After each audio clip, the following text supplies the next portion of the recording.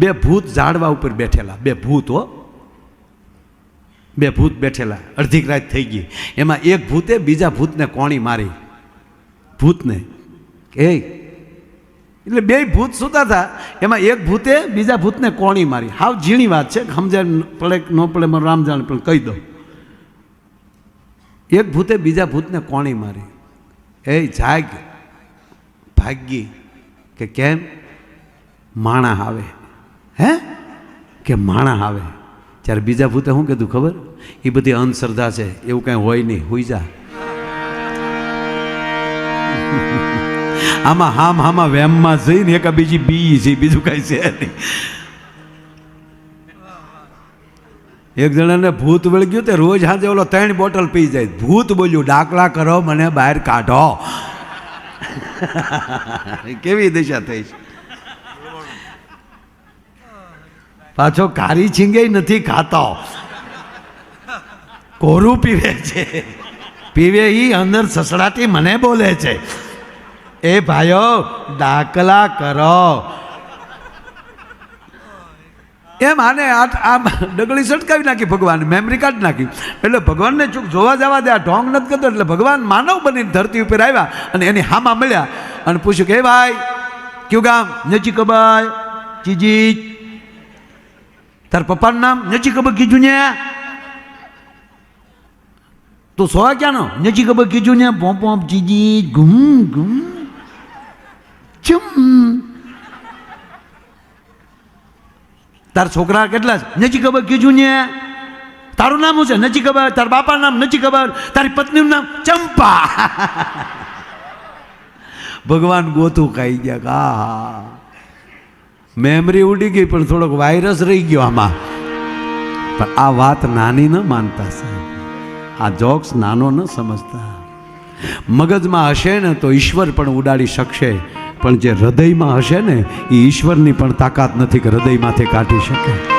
અડધી રાણા બેઠેલા ને ભૂરોય બેઠેલો અને 2 મોટરસાઇકલો આવ્યો, 3 સવારીમાં, 3 બેઠેલા મોટરસાઇકલમાં. હોઈક્યું લઈને આવ્યા. આવીને કીધું કે આમાં હરખો કોણ છે? હરખો કોણ છે આમાં? તમારો ભૂરો દોડાયો હતો. ઊંચે કીધું તા તો ઓલા ઉતરીને છોટી ગયા, લોટ બાંધી નાખ્યો. ઓલા બધા મિત્રો હતા એ જોતા રહ્યા એમણે, અને ભૂરાનો ગોબો ઉપાડી લીધો. ગોબો જ ન ઉપડે પણ મહળી નાખ્યો હાવ. ઓલાનો પ્રોગ્રામ પતાવીને પછી કીકુ મારીને વયા ગયા. ભૂરો પડેલો. એના મિત્રોને કીધું આદા નો આવ્યા કોઈ આદા? એ કે તને મારે તો આડા આવી જ ને. ભૂરા તને જો કોઈ મારે તો અમે બેઠા. એ તો હરખાન મારતા હતા. એને કામ હરખાનું હતું, તે હું કામ કીધું? એને આવીને પૂછ્યું કે આમાં હરખો કોણ? તો આમાં કોઈ હરખો હતો જ નહીં. તું શું કામ બોલ્યો? કે હું એમ દોડાયા. એટલે પછી એમને એમ છું હરખાન મારે, આપણે શું કામ? તો ભૂરો શું કે ભલે ને હોય ક્યું ખાધું પણ આપને ખબર તો પડી ને આ લોકોને હદખાનું શું કામ હતું. લે આ જાણવામાં ભંગાઈ જાય ઘણામાં. નહીં જાણો નહીં, માણો. એને માણી લ્યો કોઈ પણ વ્યક્તિને, એને બહુ જાણો નહીં. તમારી થાળીમાં રોટલી પીરસાઈ ગઈ, રોટલો પીરસાઈ ગયો, બસ એને માણી લ્યો. એને જાણવાની કોશિશ ન કરતા કે આ કોના ખેતરના છે ને કોને લણ્યા ને કોને દળ્યા ને કોને ઘડ્યા. તો કહેવા ગયો કે તમે રોટલીનું બટકું ખાવ છો ને એ ઘઉંનું કણી નહીં ગોતી શકો કે કઈ વાડીમાંથી આવી છે. તો માણસને જાણવાની કોઈ દી કોશિશ નહીં, એને માણી લેવાનો. મિત્ર મળ્યો છે, માણી લ્યો. જોડાણા છે અને જેની ભેગા બેસો, સાથી ઠોકીને કહું વિશ્વાસથી બેસજો, નહીતર કોણ બાપના હમ દે છે બધાને ફોન કરવાના ભલા માને. નહીં, ભરોસાથી બેહો, દેખાવ પૂરતા નહીં, ખોટી એન્ટ્રી નહીં. ઝૂકેગા નહીં સાલા, ઝૂકી નહીં ફીંડલું વળી જાય. અમારા કીર્તિદાન ભાઈ એમ કહે કે 2 જણા કહીએ કે ઝૂકેગા નહીં, એક કુંવારો ને એક સાધુ. કોઈ સંત હોય એ કહીએ કે ઝૂકે, બાકી પરણેલાને બોલાય ઝૂકેગા નહીં. ટકે ટકે બકાલાને થેલીઓ લઈને નીકળી જાય, ઝૂકેગા નહીં. એ અહીંની વાત નથી કરતો, અહીંનું તો આપણું તો બહુ સારું છે. અહીંનું હું તો આ બધું દરિયાની ઓલીકોની વાત કરું છું. સાચું સાચું સાચું.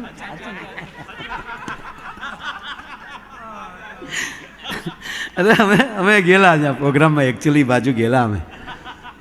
એટલે અમે તો હજી અહીંયા ગયા ને તો બેન હિંડોળે ઈસ કહો મેં ને ડમ હો 140 કિલોનું ડોમ મેડમ અને એના પતિદેવ હામી ખુરશીએ બેઠેલા. અમે આવ્યા હતા તો બેન ઊભા છે, નમસ્તે કલાકારો કે બીજા કોઈ? હું કે કલાકારો જ. બેઠો બેઠો બેઠો ચા પાણી તરત એનું કામવાળા બેન હતા એ ચા પાણી લઈ આવ્યા. મેડમ પાસે આવી શકવા મળ્યા. બહુ મજા આવી. યુટ્યુબમાં તો તમને જોઈએ જ છીએ. કાં? તેનો પતે કે હાચા હાચા હાચા ગુગો આમાં બેઠો. આપણે કેટલી વાર માયાભાઈને યુટ્યુબમાં જોઈએ છીએ. કાં? તો ઓલો કે હાચા હાચા હાચા હાચા. જે ના પાડતો જ નહોતો. બોલો. હું કહું વાહ, જો આવા પતિ મળે એનું અભિર્ય ભરાય બાપા. અને બેને આગળ ચાલુ કર્યો. ખરેખર તમારા ભાઈ પૂછો, તમારા ભાઈમાં બુદ્ધિ જ નહીં. કાં? હાચા હાચા હાચા. પછી તો મને એમ છો હવે ઉલટરમાં આંગળી ભરાવી દે ને હું હાચું હાચું બંધાડો. તમારા ભાઈને વ્યવહારની ખબર જ ના પડે. કાં? હાચું હાચું હાચું હાચું. મેં ભૂપતને કીધું 2 મંજીરા મારને માથામાં હું હાચું હાચું હાચું હાચું. ઊભા મશીન ગળે ઠેક ઠેક ઠેક ઠેક ઠેક ઠેક. ગજબ. પરિવાર તો જ ચાલશે કે પરિવારમાં ભરોસો હોય. અમારા વડીલ ભીખુદાનભાઈ ઘણીવાર કહે કે આવનારો સમય એટલો બધો ભયાનક આવી રહ્યો છે, પરિવારને કેવલ 3 વ્યક્તિ જ બચાવી શકશે. એક તમારો સદગુરુ, બીજું તમારી સાધના, અને આ 2 માલી કદાચ કોઈ આપણે મહાપુરુષ ના મળે, કોઈ મહાન સંત સદગુરુ ના મળે, સાધના ન કરી શકો. હવે ભીખુદાનભાઈ આ શબ્દો બહુ સારો બોલે છે. તમારા લેખની માથે મેખ કાં તમારો સદગુરુ મારી શકે, કાં તમારી સાધના, અને આ 2 માલી ન થઈ શકે તો તમારા માવતરની સેવા. એ માવતરના કોઠામાંથી નીકળેલો આશીર્વાદ છે ને સાહેબ. હાજ પડે ઘડીક બાપુજી આવી જાય તો કંઈક લાવો બાપુજી, લાવો તમારો પગ ઘડીક દબાવી દો, લાવો સેવા કરી લો, લાવો ઘડીક માથું દબાવી દો. તેથી પથારીમાં પીડ્યા માવતર એમ કહી દે કે હે અખિલ બ્રહ્માંડના માલિક, મારા સંતાનોનું અભિર્ય ભરજે સાહેબ. તેથી બ્રહ્માની કલમ ધ્રુજી જાય. ધન્ય છે આવા સંતાનોને. આ તો હવના ઘરે છે ને, ક્યાં આગું જવું સાહેબ. અને એક બીજી એ કહું યુવાન મિત્રોને, દીકરી હોય કે દીકરો હોય, પણ જે માવતરને આહુડા પડાવે ને, માવતરને આતરડી દુભાવીને કદાચ ઘર બહાર નીકળી જાય ને, એ ભલે દુનિયાના ખૂણામાં જઈ શકે પણ કોઈ દી સુખી ન થઈ શકે. ત્યાં લખો જે માવતરના જે આતરડા, એ માવતરને જે કકળાવે. જવાન જો દીકરી કોલેજ કરાવી ભણાવે અને માવતરને કીધા વગર ઘરેથી નીકળી જાય, અને એ બાપને બજારમાં હાલે એવો ન રહેવા દે. તમને લાગે એનું સંતાન કોઈ દી માર્કેટમાં આવે, બજારમાં આવે? સાહેબ આ જીવન, આ શાસ્ત્રો શીખવાડી શકે. જેમ અમુક વસ્તુ તમારા ઘરમાં પડી હોય તો મચ્છર ના આવે, એમ તમારા ઘરમાં ભગવદ્ ગીતા, દેવી ભાગવત, રામચરિત્ર માનસ આવા ગ્રંથો પીડ્યા છે ને, અરે છોડો, સદગુરુએ દીધેલો બેરખો તમારા ઘરમાં પીડ્યો છે ને, તો કળિયુગ તમારા ઘરમાં પ્રવેશ નહીં કરી શકે. ભલા માનો આ શાસ્ત્રો એ શીખવાડે છે. આપણે ભાગવત વાંચીએ, સાંભળીએ જ છીએ ભાઈ. ભાગવત ખૂબ મને, એમાં ભાગવતમાંથી એક બાપુ મને બહુ ગમ્યું. મહારાજ પરીક્ષિત એટલે ભાઈ અર્જુનના દીકરા અભિમન્યુ, અને અભિમન્યુના દીકરા ઓતરાના કોઠામાં અગ્નિના ગોળા જેવો પાકેલો મહારાજ પરીક્ષિત.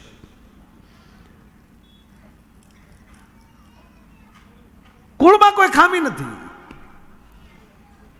એના ઈષ્ટદેવમાં કોઈ ખામી નથી. અને એ જંગલમાં જાય અને એક ઋષિનો આશ્રમ જોવે, અને એ સમાધિ સ્થિત ધ્યાનમાં બેઠેલા યોગીને જોયા, ઋષિને જોયા, અને આનો વિચાર ફરી ગયો કે હું આવ્યો છું તો મારી યાગતા સ્વાગતા ન કરવી પડે, એટલે આ ઋષિ આવો ઢોંગ કરે છે. એમાં સામે મરેલો સર્પ જોયો, ભાલાની નોકથી ઉપાડ્યો, અને પરીક્ષિતને થયું કે એની માથે સાપ ફેંકું એટલે ખોટી સમાધિ હશે તો આંખ ખુલી જાય, અને પછી એને ગગલાવું. અને આપ જાણીએ છીએ આ ભાગવતને, અને આમાંથી મને જે મળ્યું છે એ વાત આપને કરવા માંગુ છું. કથા તો આપ બધા સાંભળી જ હોય.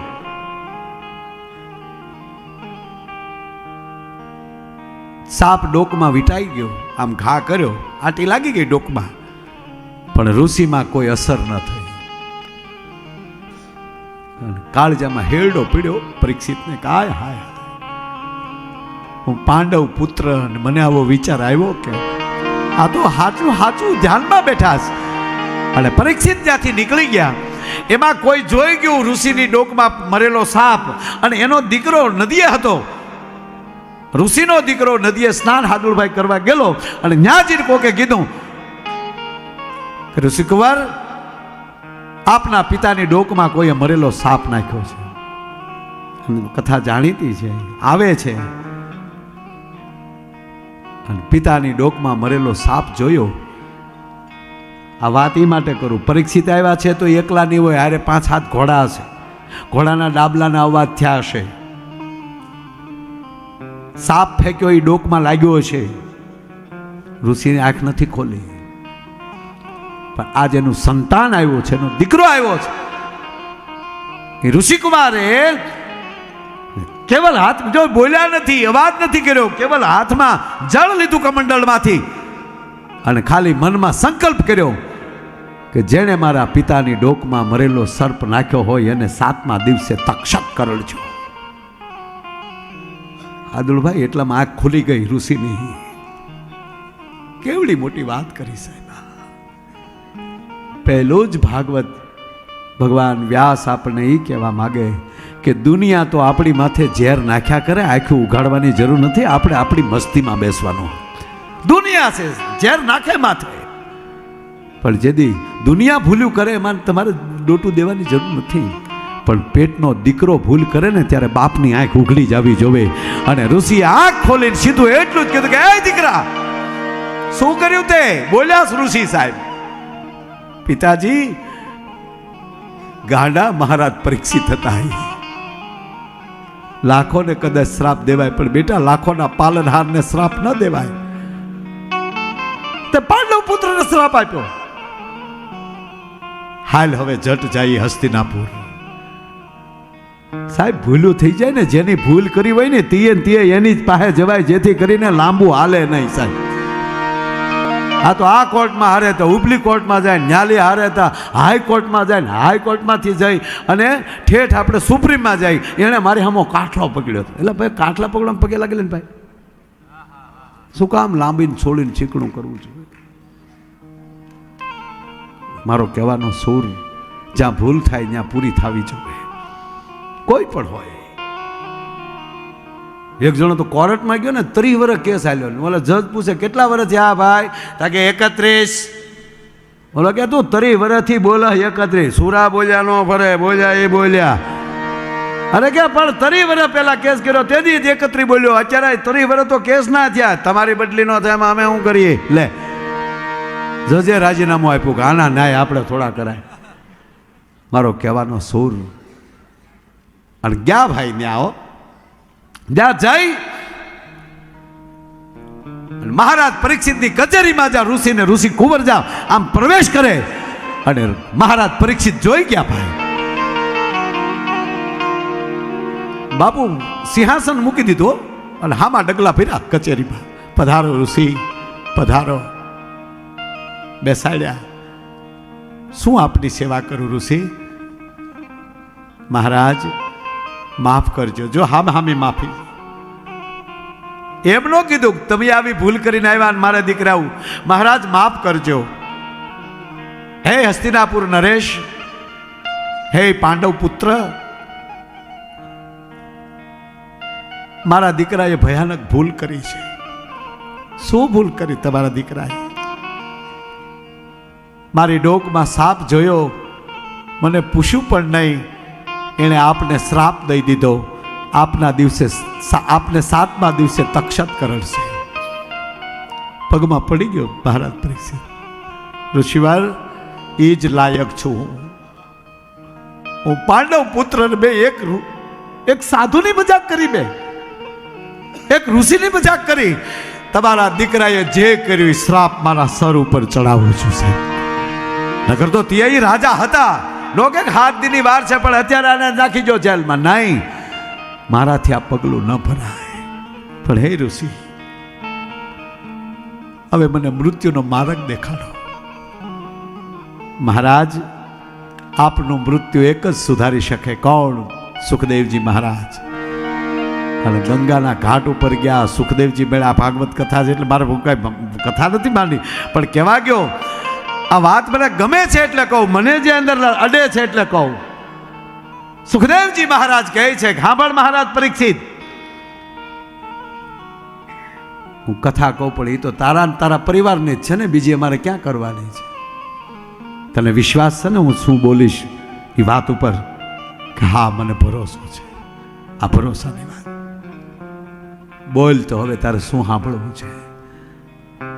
હે સુખદેવજી મહારાજ, મને એ કહો કે હું પાંડવનો દીકરો અને એક ઋષિની ડોકમાં શ્રાપ નાખવાનો વિચાર મને આવ્યો કેમ? બસ મને એ બતાવો. મારા વડવાઓનું મને તો ખબર છે, મેં કોઈ કર્મ કોઈ પાપ નથી કર્યું. ભગવાન કૃષ્ણએ મારી માના ઉદરમાં સુદર્શન ચક્ર મૂકીને બ્રહ્માસ્ત્રથી રખોપું કર્યું છે મારું. મારા નારાયણે મારી માના ઉદરમાં મને બચાવ્યો છે. એ હું પરીક્ષિત છું. આવો વિચાર કેમ આવે? મારા વડવાઓની શું ભૂલ, મારા બાપ દાદાની શું ભૂલ કે આજ મારા ભોગવવી પડે? અને હવે કહે છે મહારાજ, હે મહારાજ પરીક્ષિત, સાવધાન થઈને હવે સાંભળો. તમારા દાદા અર્જુન ભગવાન કૃષ્ણ ભેગા જ હતા, પણ અમુક કાર્યો કૃષ્ણને ન ગમે એવા કર્યા છે. એનું એક જ કારણ, તમને તક્ષતનું જે આવ્યું છે નામ, એનું એક જ કારણ કે જ્યારે ઇન્દ્રપ્રસ્થની જ્યારે સ્થાપના કરવાની હતી અને ત્યારે જે વન ભગવાન કૃષ્ણએ એટલું કીધેલું કે અર્જુન આ વનને કાપીને હટાવો, અને અર્જુન ન માન્યા અને એમાં અગ્નિ બાણ છોડ્યું, જંગલ હળગાવ્યું, અને એમાં એ સાપોની નગરીઓ હતી, એમાં અનેક સાપો વસતા હતા અને કયેક સર્પો એમાં બળીને ભસ્મ થયા, અને એમાંથી એક તક્ષક બચ્યો હતો. અને એ તક્ષકે પ્રતિજ્ઞા લીધી હતી પાંડવ કુળમાંથી કોઈક આવે ત્યારે એનું વેર ન વાળું તો હું તક્ષક નહીં. એ વેરની વાટે બારો નીકળી ગયો હતો, એટલે તક્ષકનું નામ આ ઋષિની જીભે આવ્યું. મારો કહેવાનો સૂર એ છે કે બીજાનું જોઈને જે રાજી થાય, જેની ભેગો બેહે એની ભેગો પવિત્રતાથી બેહે, અને ભરોસો ઈશ્વર ઉપર, ભરોસો ગુરુ ઉપર, એ ભરોસો આ ખોડલ બેઠી છે રાજપરા ધામમાં એની ઉપર છે કે હે ખોડલ, તું જે કરી તારો આધાર છે બાપ. અને એને ભરોસે બેહી જાય ને વાલા, તો એ ખોડલી હું ન કરી શકે.